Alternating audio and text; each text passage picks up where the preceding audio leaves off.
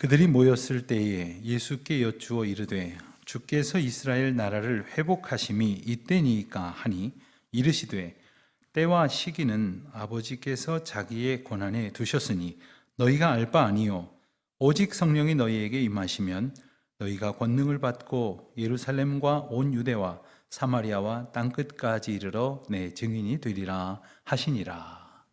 아멘. 누구나 인생을 돌아볼 때에 중요한 전환점이 되는 사건이나 계기가 떠오르실 것입니다. 어떤 이에게 있어서 그것은 아주 중요한 어떤 만남일 수도 있고 또한 어떤 특별한 사건일 수도 있을 겁니다. 어떤 이의 경우 그것은 아주 심각한 질병이었을 수도 있고 또 오래도록 잊혀지지 않을 충격적인 사건, 상처일 수도 있을 겁니다. 어떤 이에게는 성공의 경험일 수도 있고 또 반대로 실패의 경험일지도 모릅니다. 경우에 따라서 아주 오래도록 기다렸던 일일 수도 있겠지만 전혀 뜻밖의 일일 수도 있을 것입니다. 자, 여러분들에게는 어떤 일이 떠오르십니까? 우리가 성경을 읽다가 만나게 되는 예수님의 제자들을 생각하면 아마도 그들에게도 중요한 몇 가지 사건과 전환점이 분명히 있었을 겁니다. 아마도 그들은 말할 것도 없이 예수님과의 첫 만남을 꼽을 것입니다. 갈릴리 바닷가에서 물고기를 잡던 이들을 찾아가신 예수님, 또 가버나움에 있었던 세관이나 혹은 저마다의 삶의 터전에서 나름대로 살아가느라고 애쓰고 있는 이들을 찾아와서 불러주시고 제자로 삼으셨던 예수님과의 첫 만남, 이것을 빼놓을 수가 없을 겁니다. 그렇게 예수님의 제자가 되고 많은 일들이 있었겠지만 또한 예수님이 십자가에 돌아가신 일, 이것 또한 그들에게는 역시 빼놓을 수 없는 아주 중요한 사건일 것입니다. 그런데 예수님을 만나고 또 예수님이 죽으심으로 헤어지는 일로 끝이 아니었습니다. 우리가 잘 아는 대로 예수님은 부활하셨지 않습니까? 근데 이 예수님의 부활이라고 하는 것은 만나고 헤어지는 인간사의 모두가 겪을 수 있는 그러한 차원을 넘어서는 초월적인 사건이요, 그리고 감격과 환희의 사건이다, 이렇게 말할 수 있을 것입니다. 그래서 우리는 이 부활 사건을 통해서 제자들이 어떻게 달라졌을까? 또한 부활하신 예수님을 만난 제자들은 예수님과 어떤 시간을 보냈을까? 저는 종종 이것이 궁금할 때가 있습니다. 이 복음서를 종합해 보면 부활하신 예수님께서 무덤가를 찾아온 제자들을 만나 주신 이야기가 나옵니다.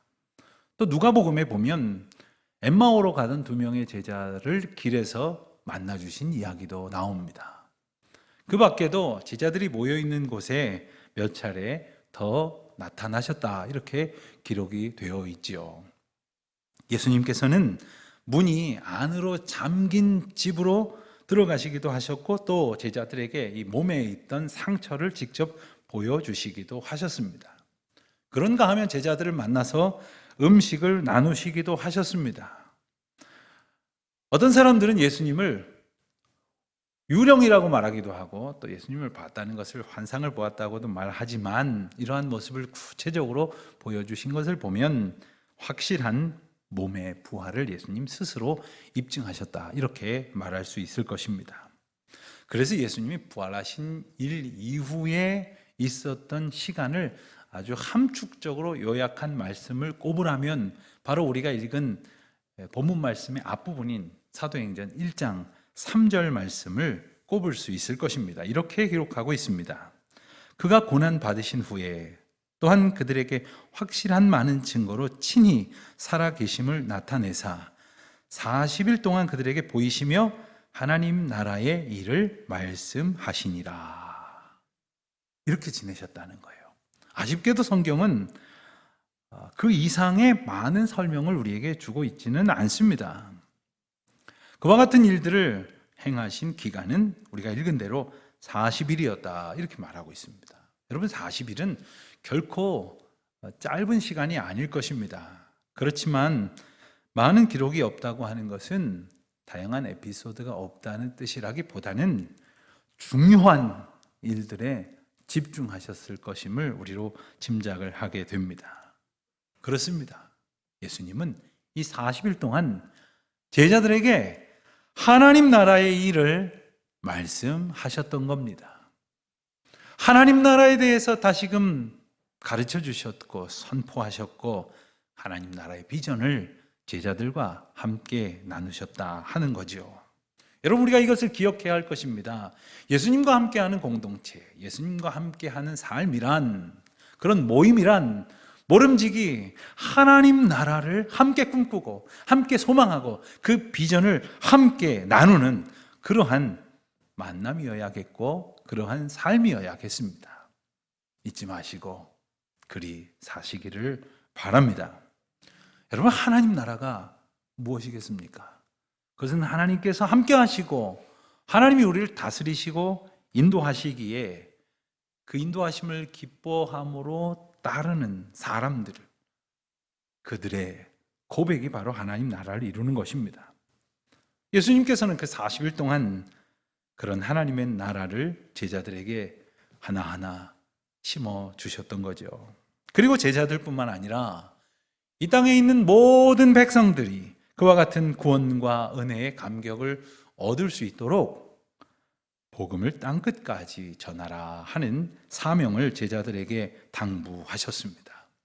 그렇게 귀하고 소중한 40일의 특별한 시간을 예수님은 제자들과 함께 보내셨습니다. 4절 말씀을 보면 그 시간들을 설명하기에 앞서서 아주 함축적인 표현을 하고 있는데 4절의 시작은 이렇게 표현되고 있습니다.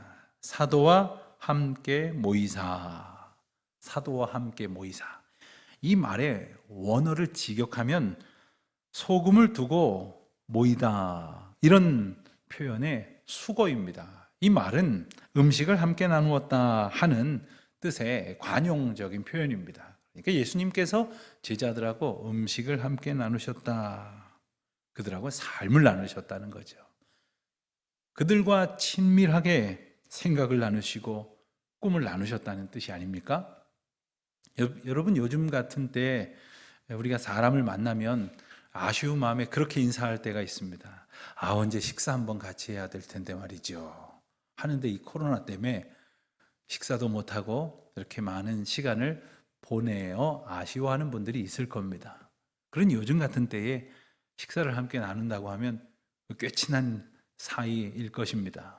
예수님은 그렇게 제자들과 함께 음식도 나누고 삶도 나누고 하나님 나라의 꿈과 비전도 나누셨습니다. 또 한편으로 보면 예수님께서 음식을 함께 나누셨다고 하는 그 표현 속에서 예수님이 정말 몸으로 분명히 부활하셨다고 하는 또 다른 명백한 증거가 된다고 하겠죠. 그리고 제자들에게 당부의 말씀을 주셨습니다. 예수님의 그 당부의 말씀은 아주 간단하고 명료했습니다. 첫째, 예루살렘을 떠나지 말고, 둘째, 약속한 것을 기다리라. 예루살렘을 떠나지 말라고 하셨는데 예루살렘의 당시 상황은 어떠했을까요? 예수님께서 예루살렘에서 십자가를 지시고 처형을 당하셨다고 하는 것은 제자들이 그대로 있다가는 똑같은 어려움을 겪게 된다는 것 아닐까요? 예수님이 부활하셨다고 하는 소문이 퍼져나가고는 있었지만 유대인들은 아직 회개하지 않았습니다. 그리고 이후에도 제자들을 핍박했던 것을 보면 아직 예루살렘의 상황은 엄중하고 그리고 두려운 형편임에 틀림없었을 겁니다. 제자들이 걱정하지 않았겠어요? 난 이러다 언제 잡혀갈지, 이러다가 죽임을 당할지 알 수 없는 그러한 상황이었기에 제자들은 피하기도 하고 숨기도 하고 도망가기도 했던 겁니다. 예루살렘의 당시 이 크기는 어느 정도 됐을까요? 성경학자들은 당시 예루살렘의 면적을 93만 제곱미터다 이렇게 기록하고 있습니다. 크기가 짐작이 잘 안 되시죠? 우리 교회가 있는 블록을 중심으로 해서 강남역과 양재역 사이에 선을 긋고 또 그리고 반대로 그 선에 평행하게 경부고속도로에 선을 긋고 그 끝을 이어서 직사각형을 만들면 요 크기가 딱 93만 평방미터 정도 됩니다. 그러니까 딱 예루살렘이 요만했다는 거예요. 거기에 약 7만 명 정도가 살고 있었습니다. 그러니 어떻게 어디 가서 숨겠습니까? 어디로 피할 수가 있겠습니까? 그러니 예루살렘에 머물러라 하시는 말씀 속에는 두려워 숨지 말고 무서워 피하지 말고 내가 너희와 함께 할 것이니 내가 너희를 지킬 것이니 머물러 성령을 받으라.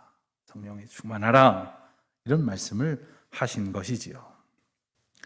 예루살렘은 예수님께서 십자가 지시고 고난 가운데 숨을 거두신 안타까운 기억이 있는 곳이기도 했지만 부활의 승리가 그리고 영광이 깃든 곳 아닙니까? 그리고 제자들이 다시 사신 예수님을 만난 곳이기도 했고 또한 그곳은 초대교회가 시작될 곳이었으며 또한 세계 선교의 출발점이 되는 의미 깊은 곳이기도 합니다. 그곳을 떠나지 말라 말씀을 하십니다. 여러분, 우리가 잘 아는 것처럼 제자들은 여러 가지 이유로 예루살렘을 떠나려고 했습니다. 두려워서 그랬고 또 예수님 십자가 지시는 고난 당하실 때에 피하고 숨었던 것이 죄송스럽고 부끄러워 그랬을 것입니다. 그렇지만 예수님께서는 그런 제자들을 다시 찾아가 주셨죠. 만나 주셨고 일으켜 주셨습니다. 용기를 더하여 주셨고 다시 사명자로 부르셨어요. 그러니 그 사명을 받은 제자들은 그 응답의 시작을 바로 명하신 그곳을 떠나지 않고 그 자리를 지키는 것으로 주님 앞에 드릴 수 있었을 것입니다. 가만히 생각을 해보면 믿음이 바로 이와 같습니다. 주님이 부르신 그 자리, 주님이 맡기신 그 사명을 붙들고 그 약속을 따라서 견디는 거예요. 기다리라 하면 기다리는 거예요. 주님의 도우심과 인도하심을 믿음으로 고백하는 것. 지금도 우리 주변에는 이런저런 여러 가지 이유로 그 삶의 자리가 힘겹고 어려우신 분들도 많이 있을 거예요. 그러나 하나님의 인도하심을 믿고 그 부르심을 의지하여 주님께서 인도하신 그 자리를 굳게 지키며 약속하신 것을 기다리는 저와 여러분 되시기를 우리 주님의 이름으로 축원드립니다. 주님이 기다리라 하셨던 그 약속의 내용은 무엇이었을까? 예수님께서 복음서를 통해 여러 차례 말씀하셨고 또 부활하시고 승천하신 그 사이에 40일 동안 또 제자들에게 일러주셨으며 그리고 승천하시던 때에 다시 한번 강조하셨던 것, 바로 그 약속은 성령을 보내주시겠다 하는 것이었습니다. 성령을 받으라. 그래서 우리가 읽은 8절 말씀, 그 유명한 말씀은 이렇게 시작하고 있지 않습니까? 오직 성령이 너희에게 임하시면 너희가 권능을 받고 예루살렘과 온 유대와 사마리아와 땅 끝까지 이르러 내 증인이 되리라. 여러분, 성령이 없으면 권능도 없습니다. 성령이 함께 하시지 않으면 우리는 하나님의 능력을 덧입을 수가 없다는 거예요. 하나님의 능력을 사모하는 가운데 성령을 의지하여 살아가는 우리 모두가 되시기를 바랍니다. 주님이 우리에게 증인의 삶을 말씀하신 것은 성령을 얻었을 때 가능한 거예요. 성경을 가만히 읽어보면요, 성경은 우리에게 증인이 되라고 요구하지 않습니다. 증인이 되리라. 성령을 받으면 그 권능을 힘입어서 예수 부활의 증인으로 살아가게 되리라. 주님께서 그렇게 하시겠다는 거예요. 우리가 그렇게 하느라고 억지로 애쓸 일이 아니라는 거죠. 오직 성령이 너희에게 임하시면, 성령으로 오셔서 우리 안에 역사하시는 하나님의 놀라운 능력과 그 은혜로 살아가게 될 것이고 마침내 예수 그리스도의 부활 증인으로 살아가게 될 수 있을 것입니다. 자, 그러니 제자들은 약속하신 성령을 주시기까지 기다려야 하는 것이지요. 예수님께서 복음서에서 반복적으로 말씀하시고 또 승천하시기 전에 말씀하신 성령에 관한 표현을 보면 하나님께서 성령을 너희에게 보내시리라 이렇게 표현하셨어요. 성령은 주님이 보내주시는 거예요. 여러분, 우리가 어디 가서 찾아오는 게 아니에요. 우리가 노력해서 쟁취하는 게 아니에요. 성령 충만한 교회, 성령 충만한 가정, 성령 충만한 그리스도인의 삶은 전적인 하나님의 은혜 가운데 있다는 거예요. 그 은혜를 구하고 사모하는 우리 모두가 되시기를 바랍니다. 그런데 제자들이 예수님께 한 가지 질문을 하고 있습니다. 6절 말씀에 나오는 그들의 질문을 보면 그들의 관심은 조금 다른 곳에 있는 것 같아요. 6절입니다. 주께서 이스라엘 나라를 회복하심이 이때니까. 자, 그들이 말하고 질문하는 이스라엘 나라의 회복이라 하는 것은 아마도 정치적인 독립을 이야기하는 것이라 생각하게 됩니다. 로마의 압제로부터 완전한 노임을 의미하는 것, 많은 사람들은 이것을 소원했고 또 이것을 이스라엘의 회복이라고 여겼습니다. 그리고 한 걸음 더 나아가 본다면 이스라엘을 위한 메시아의 나라가 완전하고 즉각적으로 수립되기를 고대했을 것이다. 우리는 충분히 그렇게 짐작할 수 있을 겁니다. 그런데 만약 그 밖에 또 다른 의미가 있다고 한다면 한 가지 더 생각할 수 있는 것은 예수님이 약속하신 성령이 부어지는 사건, 그것을 의미하는 것이라고 말할 수 있을 거예요. 왜냐하면 구약 성경에서 성령을 약속하신 구절들이 몇 곳 나오는데 그 구절들은 공히 성령을 주시는 것이 이스라엘 나라를 회복하는 의미라 하는 맥락 속에 예언하셨고 약속하셨기 때문입니다. 사람들은 이 이스라엘 나라의 회복이 무엇일까에 관심이 많아요. 그래서 저도 한 두 가지 이렇게 설명을 드렸습니다마는 예수님의 대답을 보면 이스라엘의 회복이 구체적으로 무엇을 의미하는지에 초점을 맞춰서 대화를 이어가시는 것이 아니라 그때가 이때입니까? 라고 물었던 제자들의 질문에 대해서 대답을 하고 계셔요. 7절입니다. 이르시되 때와 시기는 아버지께서 자기의 권한에 두셨으니 너희가 알 바 아니요. 여러분 어떻습니까? 조금 매정하게 들리지는 않습니까? 너희가 알 바 아니다. 그때가 이때입니까? 이렇게 질문을 했을 때에 그건 너희가 알 바가 아니다. 이렇게 말씀하시는 거예요. 조금 자세히 제자들이 질문한 내용을 보면 그때가 이때입니까? 했을 때에 그 때라고 하는 질문에 사용된 단어는 헬라어 크로노스라는 단어가 사용되었습니다. 오늘 헬라어 공부 좀 하겠습니다.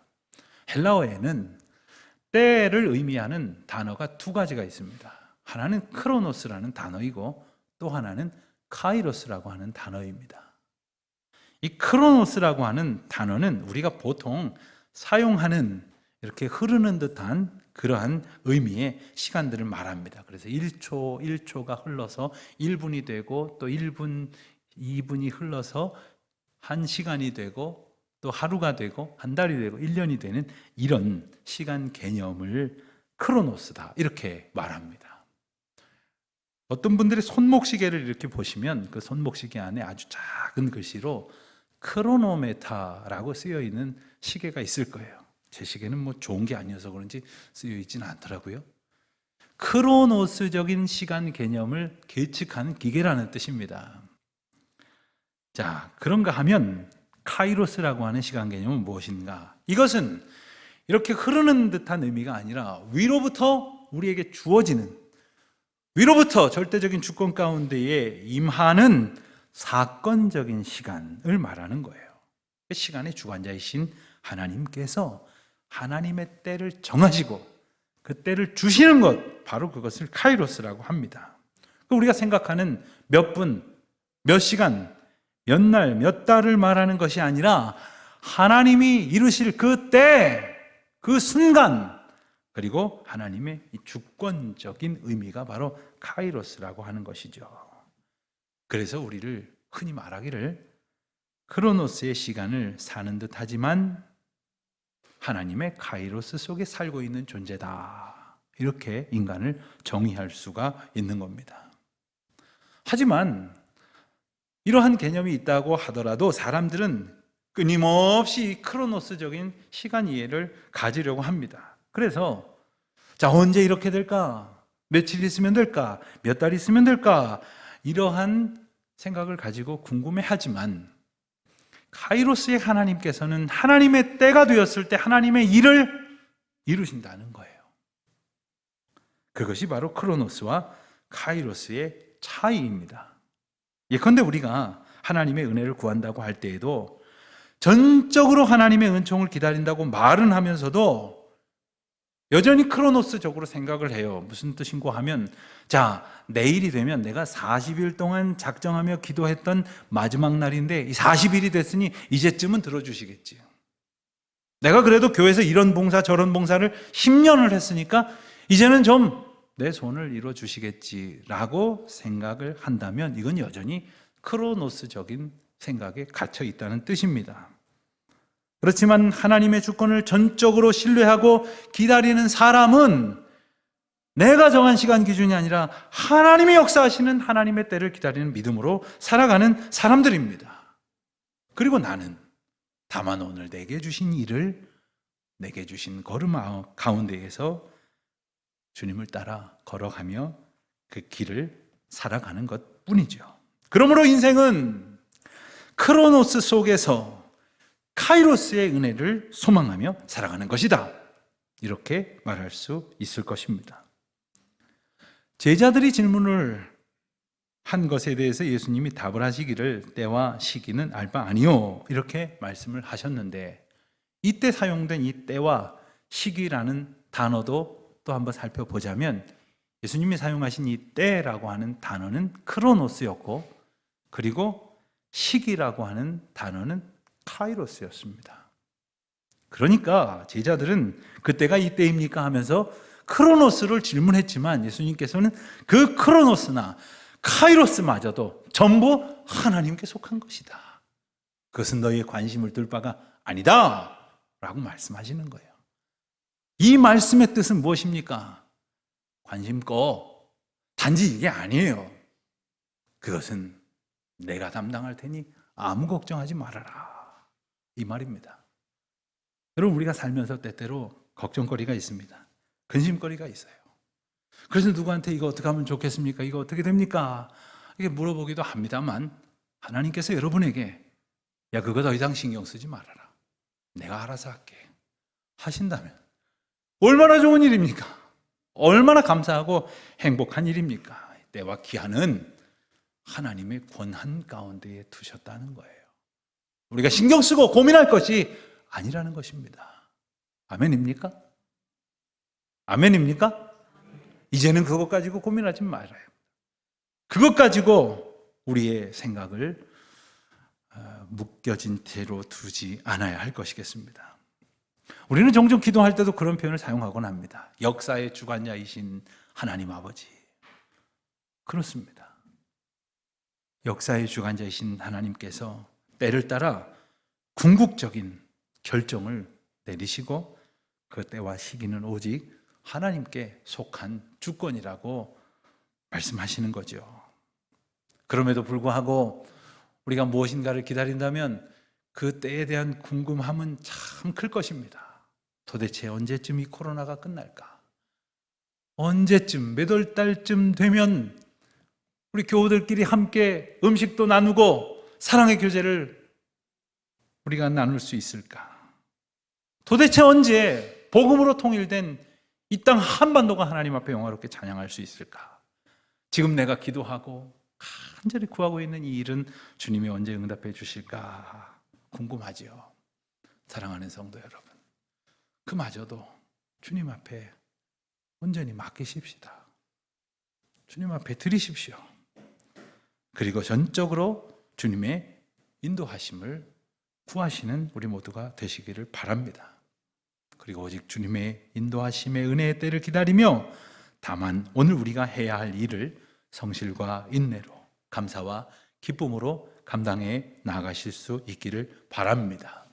자, 그렇다면 때와 시기를 알고자 하는 마음을 주님 앞에 온전히 내어드리고 나면 우리가 주목해야 될 것은 무엇인가? 바로 8절에 나오는 예수님의 당부요, 우리에게 향한 명령입니다. 성령이 임하시면 너희가 권능을 받고, 성령이 임하시면 너희가 권능을 받는다고 말씀을 하셨어요. 여기서 말씀하신 이 권능이라고 하는 단어에 사용된 헬라어는 dynamit라는 말입니다. 이 dynamit에서 영어의 다이너마이트가 파생되어져 나왔어요. 그와 같은 폭발력을 지니는 능력이 바로 주님이 우리에게 성령을 주시면서 허락하시는 권능이라는 겁니다. 그러므로 우리가 성령을 받으면 그와 같은 권능의 사람이 되는 것이고, 그와 같은 파워를 지니는 사람이 되는 것이고, 그 능력으로 살아갈 수 있게 되는 것입니다. 사랑하는 성도 여러분, 그 힘을 의지하는 주의 백성들이 되시기를 바랍니다. 여러분, 세상에서는 어떻습니까? 자기 힘을 키워야 된다고, 힘이 없으면 사람들에게 무시당하고, 그리고 남의 뒷공무니만 쫓아간다고, 자기 힘밖에 믿을 게 없다고 그렇게 말들 하지만 믿음의 길은 그렇지 않습니다. 오히려 내 힘을 빼고 주님의 권능으로 살아가는 거예요. 내 마음대로가 아니라, 내 힘으로가 아니라 오직 주님의 주권을 겸손히 인정하고 그 능력만 의지하여 그 은혜로 살아가는 것, 이것이 믿음의 길이 아닙니까? 마틴 루터가 쓴 찬송가 가사, 찬송가 585장은 이렇게 고백을 하고 있습니다. 내 주는 강한 성이요 방패와 병기 되시니 큰 환난에서 우리를 구하여 내시리로다. 2절은 또한 이렇게 고백합니다. 내 힘만 의지할 때에는 패할 수밖에 없도다. 힘 있는 장수 나와서 날 대신하여 싸우네. 사랑하는 성도 여러분, 주님을 의지하는 믿음, 주님의 힘 앞에 모든 염려를 내려놓고 주님이 주신 성령의 능력을 힘입어서 내 힘이 아닌 주님의 권능으로 살아가는 저와 여러분 되시기를 주님의 이름으로 축원드립니다. 기도하시겠습니다.